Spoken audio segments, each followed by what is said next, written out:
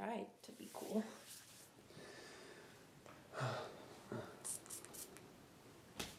Hey, I'm Willis. I'm Jake. We're here with Abby. Who is our first ever visual artist on the TF cast. Really? But also a musician and a million other things, as we're about to find out. Yeah, the resume goes on. I can send you my CV. This is episode 4 of the TF cast. And yeah. Yeah, so tell us a little bit about your art, just who you are. I'm a painter. I make paintings. Mm-hmm. Abstract, colorful blob things. That's pretty much it. What are I'm the just kidding. materials you use? I use acrylic on fabric. So not canvas. Not canvas. Yeah, it could be. I've painted on bed sheets before. Pretty much anything, but mostly recently it's been this fabric I got from, is it called the Woolen Mill in St. Peter? You heard of it? No. Oh, okay. Well, it's a place in St. Peter. It's called Sateen. It's like satin, but not. So that's what I've been using. But I also draw. I'm currently doing a project called the 100 Day Project, where you make drawing for 100 days. You did that last year too, right? And the year before, and the year before that. So this is the 4th year in a row that I've done it. So. Is that a social competition, like where you kind of release stuff every day, or it's just like a practice? A little bit of both. It's not necessarily a competition. It's the idea behind it is to make something every day for 100 days. Focus on things that you want to focus on. So I think last year I focused on one line. So using one line without picking up the pen or marker, whatever I used, and just to be able to make a drawing with one line. The year before that, it was like patterns, shapes, color. So it's just make whatever you want for 100 days, but don't try and make a masterpiece. Yeah. That's cool.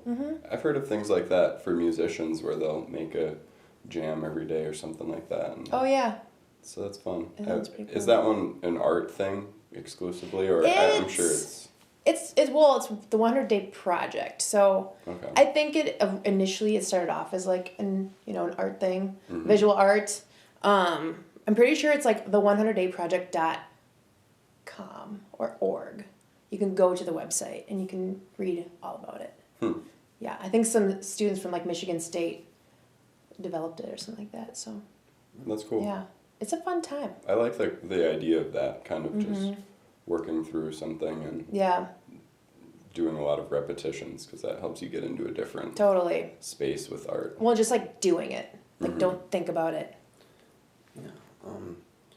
Could you explain a little bit? You have a very definite style. I don't know if everyone's seen some of your paintings, but you described it earlier very briefly as like blob art. What is your inspiration, or what inspires you to work in that style, or brought you to where you are? Okay. It's hard to describe because I haven't thought about this in a long time. Because when I was going to grad school, the University of Delaware, which are the Blue Hens, what we just discussed, I was working through a lot of different styles, I guess black and white, black and gray, line work, shapes, colors, whatever. But then I landed on what I'm creating now, which is just really solid, opaque shapes that are kind of plastered. It's more or less, right now what I'm making, I'm just trying to push through to continue making, which is, I guess you could say, kind of sad, because painting is one of those things where it's not like I want to do it, but I feel obligated to do it as well. It's one of those things where you just have to do it. It's like part of my bloodstream or something. So I guess my inspiration is daily life, which is really not that inspiring most days. But do you find it's hard to get inspired and get in the mood for that? Totally, yes. Yeah. Resistance is so real. It hurts. I don't know. Do you struggle with resistance? Sometimes when I'm Yeah, sometimes with music, you hit a wall and Yeah. you're trying to like figure out what the inspiration for the next project's gonna be. Yeah. So, it's really hard for me to create some days, most days actually. So if I don't force myself to do it, then it never gets done. So So does the structure of it help then? Just kind of, do you try to structure those things like your practice, your 100-day practice? yeah, totally. Yeah. And so I've been structuring, I guess I've been doing the 100-day project, so I've just been focusing on that. Typically when I'm finished with the 100-day project, which is around like mid-April, because I always started on January 1st, I'm able to like go into painting, and I'm able to just do it. You know, that resistance isn't really there anymore, so that's helpful. But yeah, I forgot the question. We're talking about inspiration. I have seen, last time I saw a body of your work together, I think it was actually in Rush Smokes and Liquor. Oh, and yeah. there was some of them that to me appeared like they were portraits of objects, or like, Okay. I don't know if I'm Yeah, if I'm no, that correct. makes sense. But I didn't, I was kind of trying to ask if you were doing, still life looking at something, or if it was something that, you just, I don't know, Yeah. imagined. Well, I'm not looking at anything. It comes from here, and it's kind of like free form writing, I guess, because it's just like free form painting. And I think that's probably why it's so hard for me to describe, because I'm not working off of anything. I'm not really looking at anything and then trying to like portray it by any means. I also think that while I'm working on them, they are kind of like each colorful shape represents maybe like a conversation, or like beings that exist in the world, or like situations that I've encountered. And they're not specific, like, oh, December 15th, 2011, I experienced this moment at a coffee shop. Like it's not anything like that.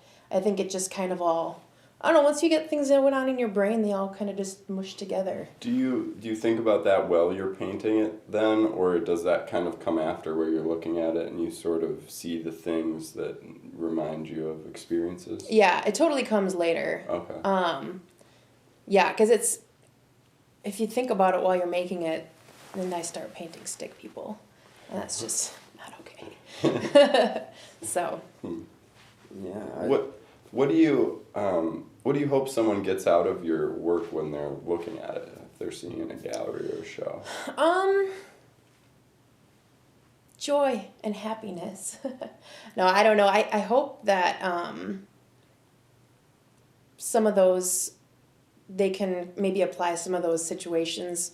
If they see those beings in each shape, maybe they can develop a memory, or like remember something, that goes with it or something. But they're abstract though, so I don't know if that's what people see when they look at them. Like you said, you saw like objects or like a still life or something. But ultimately, I like using the really bright colors because they're kind of, I almost said deafening, but you're like seeing them, you don't hear them. Blinding, I guess would be the correct term. They're a bit blinding because they're so bright. So, yeah. I think abstract can be the most relatable at times because it's less, like, it tells you less what to think about it, and you have to kind of interpret it yourself. True. So I agree found with it that. to be pretty relatable, which I like. Yeah, 'cause, I mean, you can totally put your own meaning to it because there's not a whole lot of direction. Tells you where to go with your thoughts or ideas about it. Never thought about it that way. Last year you did, I think it was last year you did the mural on the side of Mom and Pop's, right? Oh yeah, I did do that. Yeah, how did you come into that? You just... So, okay. Sean and Casey, the owners, I used to work for Sean at Hot Topic in the mall like many moons ago. And him and his wife have always loved my paintings. And when they took ownership of Mom and Pop's, they really wanted to have a mural. And I think ultimately they just, because they love my paintings and like ice cream, blobby shapes, mural. So I think that's what they were thinking. That's assumption anyway. I've never done a mural before. That was my first one. And it was different than painting on sateen or canvas. So it was really fun though, that's for sure. Did it when you were painting it, there was a different feeling? Did it have the same kind of like physical feeling or like emotional feeling? Yeah, emotional feeling, or I mean, however you want to interpret that. I think it definitely had a different emotional feeling because I was in the public eye, first of all. There were people watching me all the time. It was really kind of, it wasn't like nerve-wracking or anything because it was like I was doing my job per se. But it was just really like, okay, yep, I'm here to do this thing. I didn't really feel any emotional attachment to it. And I think because of like how big it was, I always had like a lot of color right in my face. I mean, when you step back from it, you can see all of it out, in the same space. But when you're up close and personal with it, it's like, all right, I got to make sure I cover all these spots or whatever. So, yeah, I think my attachment to it is much different than like the paintings that I'm making in my own home, How long does a project like that take? What was it, a 12-foot wall? I think so. Actually, I don't even know how big it was. Fairly large. Yeah. That took me, I think it took like 22 hours or 18 hours or something around there. Took me like, I would do like 2 to 4 hours a day. It took me like 6 days or something. So whatever that math is. There was also a guy named Levi who did time-lapse photography. So there's like a whole video out there. I think it's like 8 minutes long from like beginning to end. Yeah. That's cool. Levi Jansen is his name. I don't know if you're familiar. No, I haven't heard of him. Yeah. I'll have to look it up Check after it out. this. Yeah. You want to pivot into music? Sure. Um, Let's do it. yeah. Yeah, so you're in a musical project. What do you play? What's your I play instrument? drums. Speedweed. Yeah. That's cool. Mm-hmm. How long's that been going on for? Okay, so Speedweed. How do I? There's so many things to talk about right now. All right, so Speedweed has been a band for a couple years. Amber is like the lead singer and guitarist. I've been playing with Amber for like on and off for like 8 or 9 years. But I've been playing in Speedweed for, I guess we'll say like a year at this point. So, yeah. That's cool. And you've been in other projects before that? Mm-hmm. Yeah. Yeah, Amber and I have been in 3 separate bands together. Or 3 of the same. Separate? Same bands? You know what I mean. Yeah. Yeah. 3 projects together. Together, but they're all 3 separate projects. But you're on a break now for recording, you said? Yeah. So we just played a show 2 weeks ago. And yeah, we're taking some time off for the winter to finally do some recording. We just got another bassist recently, so he's gonna help us out, record some stuff, because she and I were playing as a duo for a couple shows, pending a new bassist. So yeah, we'll just do it in her basement. And what's coming up? Are we talking about an album, an EP? Probably an EP. Yeah, we have we call it our quick 6 songs. Our set's like probably 20 minutes. And it's going to be mostly those 1.5, 2 minute long songs. So it'll be not a full length album by any means. What's the vibe? Is it mellow, rocky? No. It's like, I have always described it as like girls screaming and yelling. But like talking about punching Nazis and stuff too. That's always good. Yeah. So, but now we have a male bassist, so it's still girls yelling and screaming, but then there's Josh. Sure. So. Girls and Josh. Yeah. That's good. Exactly. Yeah, and Amber and I call each other mommy, so it's like the mommies and Josh. Yeah, there's no reason behind that at all. Just mommy. Cool. Yeah, it's great. One of the other projects you've been doing is dance, right? Yeah. You teach dance as well? I teach dance, as I take dance, yeah. perform? And perform, yeah. Can yeah. you mention a little bit about that? What kind of stuff that is? And Yeah, so I teach and take classes at Satori Violet Belly Dance. And I teach like a basic beginning class or whatever, and then I teach a technique class. Both are great. And I also take a class, it's called Fly Fusion. And that's like a dance format that Violet actually invented. I don't like using that word though. It's another word for invented. Created, developed. She's a developer of Fly Fusion. So it's like improvisational dance format that works on cues so there's like a leader and followers, and the leader will do something and then they'll cue into like a move, like a combination of some kind, and the leaders follow. I'm sorry, followers follow the leader. Yeah. There we go. Is it the fly? Where's that come from? So it's on the fly. So it's like okay. I mean, you can, I was wondering if it was like a Silks thing or a... No. So it's referencing like you can do this to any music ever. Like, and if you know the format and you know like the combinations and all the cues and stuff, you can dance with anybody who also knows it, which is really cool. So like we have dancers in like Memphis, Tennessee. We've got dancers in North Carolina.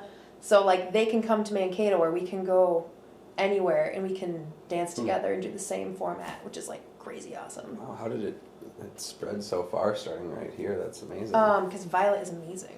Oh, She like teach other places? Yeah, so actually, so she developed Fly Fusion in 2011, I think. So I've been dancing Fly Fusion since like the beginning of it. But most recently, in the past like year, she started having these intensives where you can learn. You can learn it by taking classes, but the intensive, you can become a certified dancer, like a practitioner, or a certified instructor. So there's different phases of it. So there's foundations, metamorphosis, expansion, and pillars, which are the 4 phases of Fly Fusion. And actually next month is going to be the first phase 2 certification program. So I'm certified in the foundation. So I'm like, I can teach it. And actually I did teach a workshop out in Philadelphia over the summer in August. So there's some girls and guys actually that dance out near Philly, and some of them do it online. There's an online studio that Violet has, and they can learn it online, and then we can all dance together. So she's like using... How does an online studio work? Do they have like live streams or things? So she does do some live streaming, but as far as the Fly Fusion Online, it's all pre-recorded videos. Okay. You have to have a membership, so you pay for your monthly membership, and then you have access to like all these videos. There's like, just regular foundation or like basic belly dance things, but then there's also the Fly Fusion side with all the stuff involved in that, and it's a language. You gotta learn the language in order to do it. So, and it's a huge thing.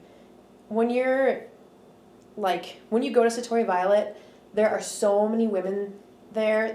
We don't have many male dancers. I think we have like 1 or 2. Every once in a while we'll get some that come in and dance or whatever, but it's mostly women, and there's so many of us that it's like hard to believe that some people aren't aware of it. So. Yeah. Well, I've heard of Fly Fusion in Mankato. Yeah. I've heard plenty of dancers talk about it. Mm-hmm. I had no idea that it originated here. That's awesome. Yeah, it's super That's awesome. really cool.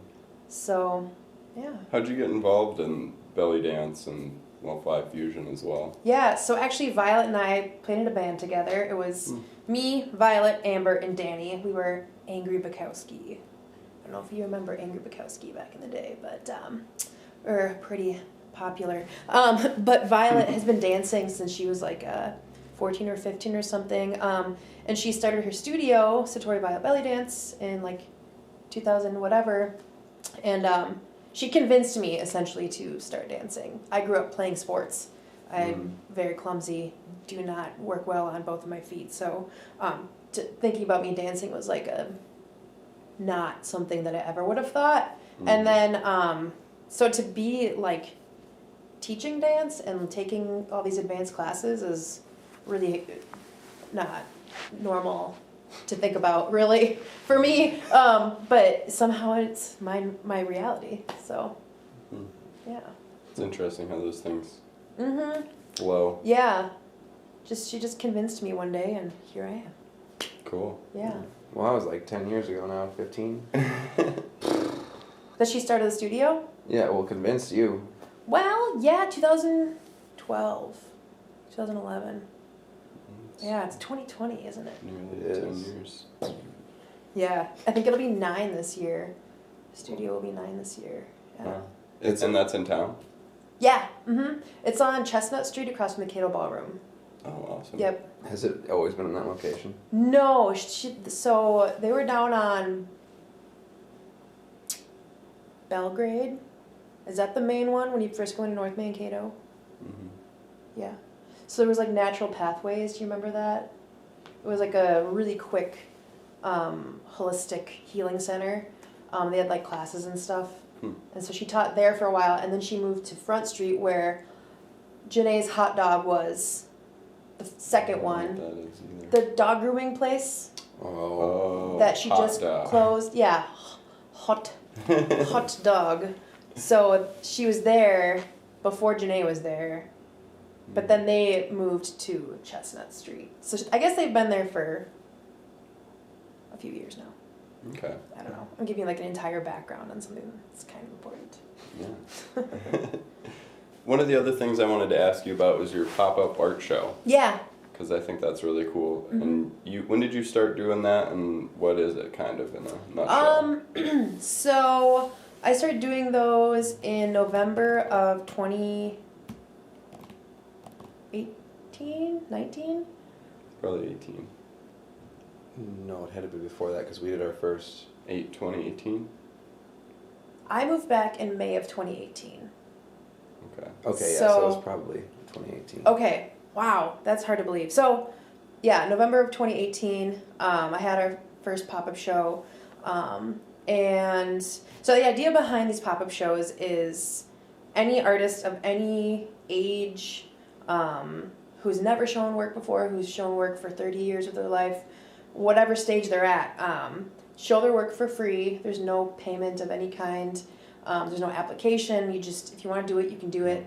And then showing the work at a location that's not really like a normal spot where you'd see art. So our first location was at Mogwai Collaborative, which is that co-working space on Riverfront.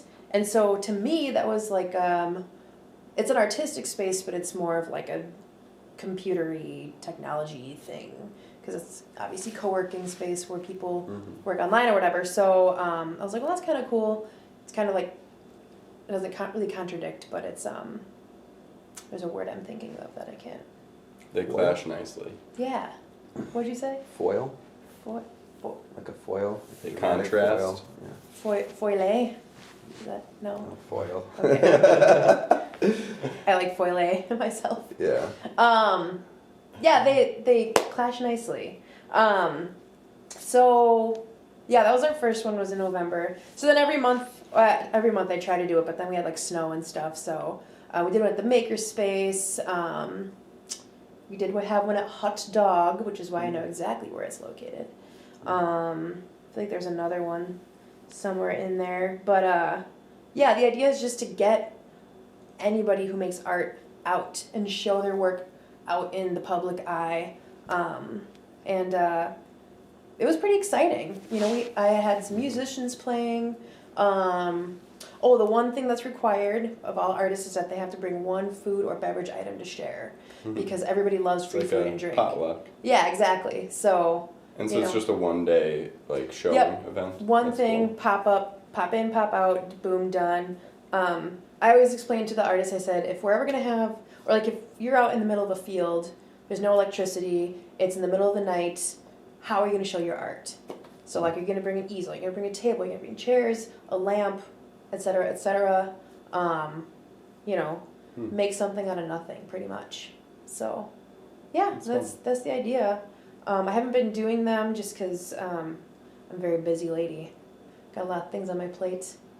But you're gonna get back into it at some point? Or? Yeah. It's really important to me. Mm-hmm. And I think it's important to the artists that feel like underrepresented and feel like they can't get their work out there because there's something hindering them from doing so. Mm-hmm. You know, like applying to a show and not getting accepted, or being at a jury art show and not getting, you know, an award or something.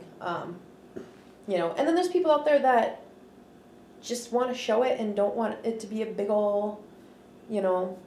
Well, it's fun to bring it experience. into new space too. Yeah, exactly. That adds a fun element. Yeah, and I there's like a handful of artists per show that had never shown their work. I didn't even know they were artists, and I'm like, this is amazing work. Where have you shown this? Like, oh, I've never shown it. I'm like, you need to show it more because people need to see this, you know. So it was really exciting on many different levels. Yeah, that's really neat. Yeah. And if people want to interact with those, is there a space online where they can see the upcoming ones, or? Well, you see, I tried doing that, and it never really happened. So, but there's an Instagram at Omnimatter, which is OMNIMATTER. Oh. And they can look at past artists that have been on there. I try to make sure that I posted about each artist before each pop-up show, so they can see, you know, who's been where and when and all that stuff. Mm. So, yeah. Awesome. Mm-hmm. Well, why don't we do plugs? Yeah. We got anything else to talk about? Anything that you want to chat about haven't yet? Any other projects? Did we get through all your projects, or do you have something else so. going on?